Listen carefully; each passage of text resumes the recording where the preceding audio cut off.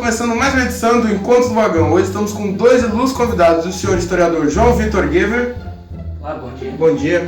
E o professor da URGS, Laurence Rodrigues. Bom dia. Bom dia.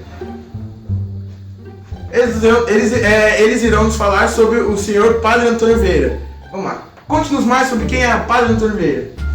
O Padre Antônio Vieira, como você já disse, foi uma pessoa muito importante no passado, mais especificamente na época barroca, no século XVII, e foi muito marcado pela presença da dualidade como o corpo e alma, o bem e o mal, e o antropocentrismo contra o teocentrismo. O período do barroco foi de muita atenção, principalmente na parte religiosa, pois certas figuras, como o bispo Martinho Lutero, não aceitavam certos dogmas da igreja. E assim foi criado um novo grupo de protestantes, em que acreditavam em uma presença divina, porém eles não aceitavam que quem reproduzia na terra, ou seja, a igreja, o reproduziam da maneira que fazem. Mas qual o grande problema da igreja? O problema da igreja era que, com o renascimento cultural, uma nova classe social surgiu, a classe burguesa. Este novo grupo era considerado herege perante a igreja, pois eles defendiam questões como empréstimo de dinheiro e lucros que eram considerados pecados perante a igreja. E com isso, logo os burgueses e a igreja não se deram muito bem. Então, os burgueses formaram uma nova classe protestante.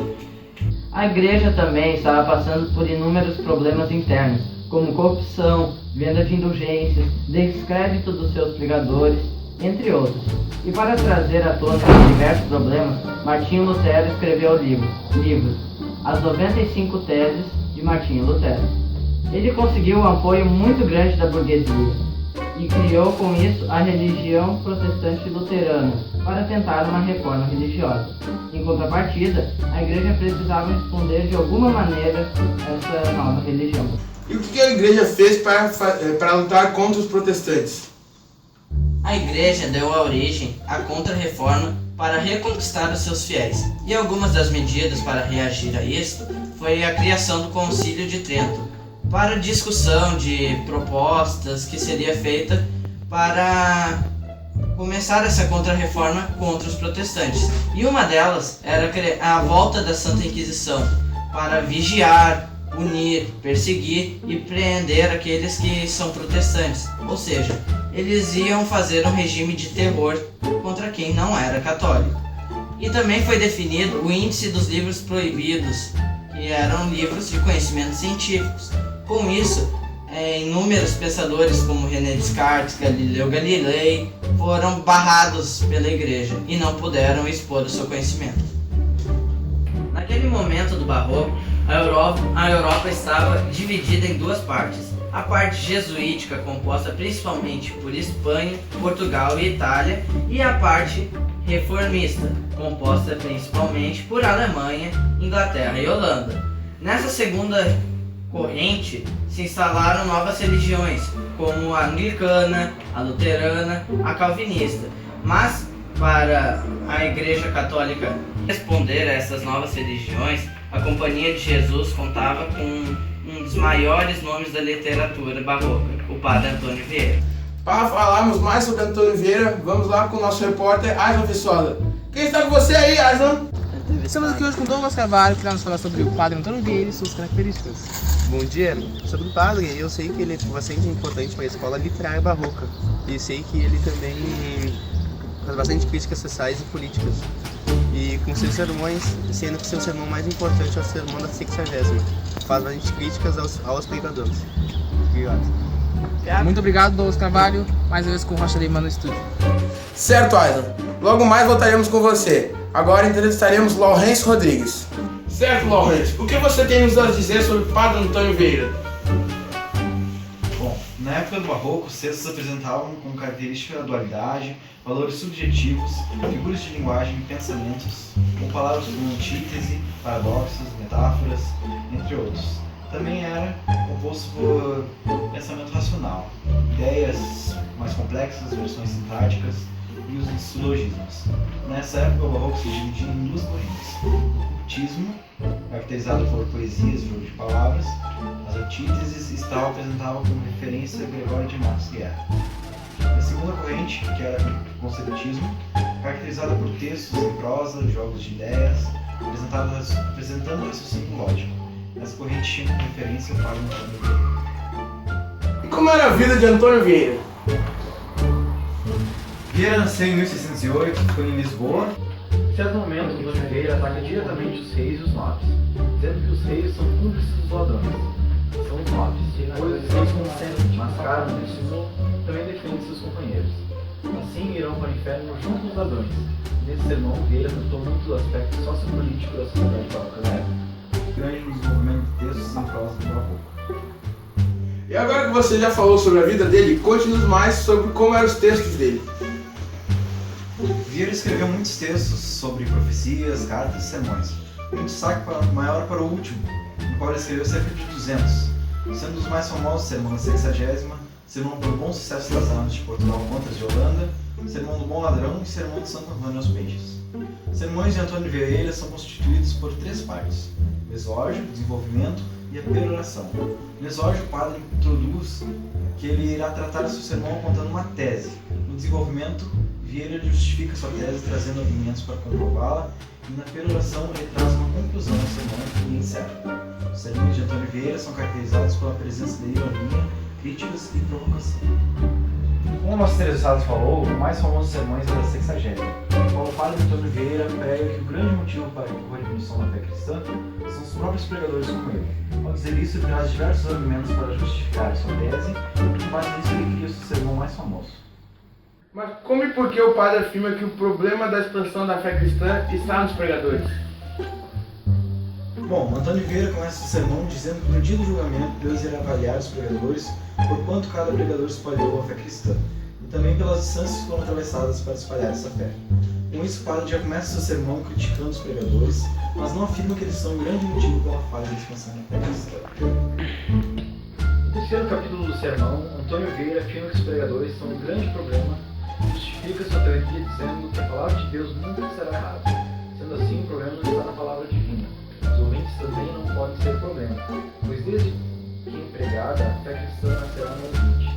Porém, se estiver um coração ruim, a fé não crescerá. Entretanto, se tiver um coração bom, a fé cristã crescerá. Logo, o problema só pode estar nos pregadores. Em seguida, Antônio Vieira traz diversos argumentos para que possam justificar a culpa dos pregadores. Mas ele afirma que só um é totalmente verdadeiro. O verdadeiro argumento que justifica a falha na expansão da fé para o padre é que os pregadores pregam palavras de Deus. Porém, a partir dessas palavras, eles interpretam a forma que eles bem entendem, e assim essas palavras deixam de ser as próprias palavras de Deus. Agora voltemos com o nosso repórter Aslan Vissola. Quem está com você aí, Aslan? Olá, Rocha, novamente estamos aqui agora com o Felipe Egres, que irá nos contar mais sobre o padre Antônio Vieira. Boa tarde. Bom, eu conheço algumas obras do Padre Vieira, como por exemplo o Sermão da Sexagésima, o Sermão de Santo Antônio aos Peixes e o Sermão do Bom Ladrão. Então, no Sermão do Bom Ladrão, o padre faz uma crítica direta aos nobres. Já no Sermão da Sexagésima, ele critica principalmente os pregadores. E no Sermão de Santo Antônio aos Peixes, ele faz uma crítica aos homens por meio, usando como personagem, né, os peixes, como o próprio nome já retrata. Muito obrigado, Felipe Egres, e com você no Estúdio Rocha. Muito obrigado pela contribuição. Vocês viram que foram falados sobre 2 novos sermões, o Sermão do Bom Ladrão e o Sermão de Santo Antônio aos Peixes. Poderíamos falar mais sobre eles, Laurence? Claro, Rocha, com certeza. O Sermão do Bom Ladrão foi um sermão pregado para Dom João IV e sua corte. Durante o sermão, Antônio Vieira pregou que um dos grandes males da sociedade atual, eles eram os ladrões. Mas não os ladrões pequenos que roubavam comida para se alimentar. Esses têm seu pecado amenizado perante o padre. Para Antônio Vieira, o grande problema era os ladrões de maior calibre, que tinham bastante e mesmo assim roubavam dinheiro público até em necessidades, no caso de invadir e dominá-las. Com isso, o padre fez uma dura crítica indireta aos nobres. Além disso, o padre diz que os ladrões recebem uma punição desproporcional. Enquanto os pequenos ladrões que roubam por necessidade são punidos com rigor e muitas vezes com morte, os outros, de maior calibre, têm seus crimes mascarados e muitas vezes recebem punições mais brandas. Em certos casos, são até vangloriados por roubar grandes coisas como cidades. É perceptível que Antônio Vieira não tinha medo de criticar pessoas mais influentes que ele, como já foi demonstrado nesses 2 sermões apresentados até agora. O nosso entrevistado também falou sobre o Sermão de Santo Antônio aos Peixes. Gostaria que você nos contasse um pouco mais sobre esse sermão. Bom, com esse sermão se reforça a ideia padre Antônio Vieira não tinha medo de fazer críticas. Nesse sermão, Vieira relembra a situação adversa em que Santo Antônio se encontrava na sua época, na qual os homens ouviam. No entanto, não o ouviam e até mesmo questionavam o que ele dizia. Então Santo Antônio resolveu pregar a ótimos ouvintes, os peixes que ouvem, mas nada falam. E foi citando os peixes que Antônio Vieira pregou o seu sermão. Bom, no segundo capítulo do sermão, ele começa a louvar os peixes, em caráter geral. Segundo o padre, os peixes devem ser louvados por serem bons ouvintes e não serem próximos do homem, que tem o dom da razão e não usa de sabedoria. Antônio Vieira ressalta que os peixes foram salvos do grande dilúvio por não serem domesticados pelos homens, espécie que estava corrompida, enquanto os outros que a eles se submetiam sobreviviam apenas 2 de cada espécie. Já no capítulo seguinte do Sermão dos Peixes, são louvados individualmente como o peixe de Tobias, foi louvado por curar a cegueira de um homem. E este caso se compara aos pregadores que, ao pregar a palavra divina, abre nos olhos dos homens.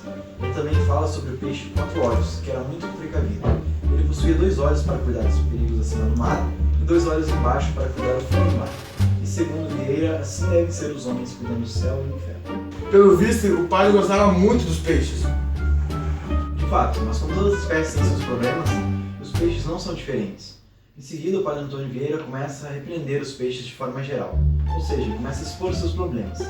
O maior problema dos peixes, segundo o padre, é que os peixes comem uns aos outros, e esse fato se torna mais feio e abominável pelo fato de um grande comer os pequenos. Assim, são necessários muitos pequenos para alimentar um grande. Para Antônio Vieira, os homens se aproximam dos peixes porque os homens também comem uns aos outros, porém não no sentido canibal, sim no sentido de alguém com mais poder e prestígio se aproveitar dos mais fracos e ingênuos. No quinto capítulo do sermão, os peixes são repreendidos por Vieira de uma forma particular, com muita coragem, pois ele compara as características de peixes específicos com os homens, como no caso do peixe roncador. O peixe roncador é um peixe muito pequeno, porém um peixe muito barulhento, e isso representa a arrogância e a soberba dos homens que não tinham muito, mas prometiam e gabavam-se muito de seus poderes e saberes. Essa foi uma crítica direcionada aos nobres. Em seguida, ele fala sobre os peixes pegadores, que são conhecidos pelo seu parasitismo, no qual um peixe pequeno se associa a um grande para pegar os restos de seus alimentos. Essa associação é boa para o pequeno até o momento em que o peixe grande morre, pois se sua fonte de alimentação morre, o pequeno morre também. Esse tipo de peixe assemelha os oportunistas, os gananciosos que se escoram em homens que têm mais poder e dinheiro. O padre Antônio Vieira começou a falar sobre os problemas dos homens diante deles, e isso revelou um ato novamente de grande coragem. Para encerrar o seu sermão, Antônio Vieira, apesar dos problemas dos peixes, se vangloriou assim como louvou a Deus. Esse sermão me passou a sensação de que esse padre não gostava de ser homem. De fato, ele deixou claro que o seu desejo de ser um peixe, e não um homem como realmente é, como demonstra a seguinte frase preferida por ele. Em tudo que vos é cedo, peixes, você conhece muitas vantagens. A vossa bruteza é melhor do que a minha razão, e o vosso instinto melhor que o meu albedrio. Sr. Lawrence Rodrigues, Sr. João Vitor Kemper, muito obrigado pela presença. Foi um prazer estar aqui hoje. Agradecemos essa oportunidade de falar um pouco mais da vida do Padre Antigo. Muito obrigado. Então é isso, pessoal. Ficamos por aqui. Obrigado pela sua audiência e semana que vem tem mais um Encontro do Vagão.